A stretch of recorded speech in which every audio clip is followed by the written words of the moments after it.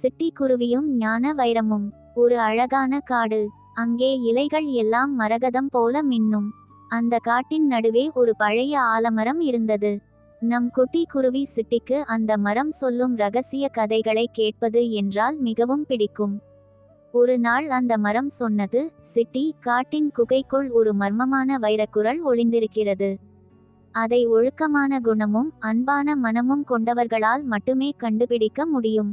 City உடனே அந்த ஞான வைரத்தை தேடி புறப்பட்டது. வழியில் ஒரு நரி குறுக்கிட்டு குறுக்கு வழியில் செல்ல ஆசை காட்டியது.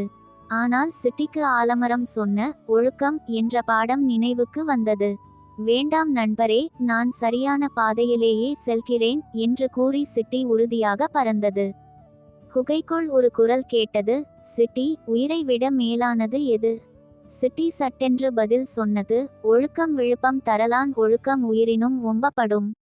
அவ்வளவுதான். குகை முழுவதும் பேரொளி வீசியது. அங்கே வைரம் என்பது ஒரு கல் அல்ல, அது ஒரு மாபெரும் அறிவு என்பதை சிட்டி உணர்ந்தது. அந்த பாடத்தை எடுத்துக்கொண்டு சிட்டி மகிழ்ச்சியோடு காடு திரும்பியது. குழந்தைகளே, நீங்களும் இன்று யாருக்காவது உதவி செய்தீர்களா? உங்கள் பதிலை கமெண்டில் சொல்லுங்கள். இதுபோன்ற கதைகளுக்கு ஷேட்ஸ் ஆஃப் லைஃப்ஸ் சேனலை சப்ஸ்கிரைப் செய்யுங்கள்.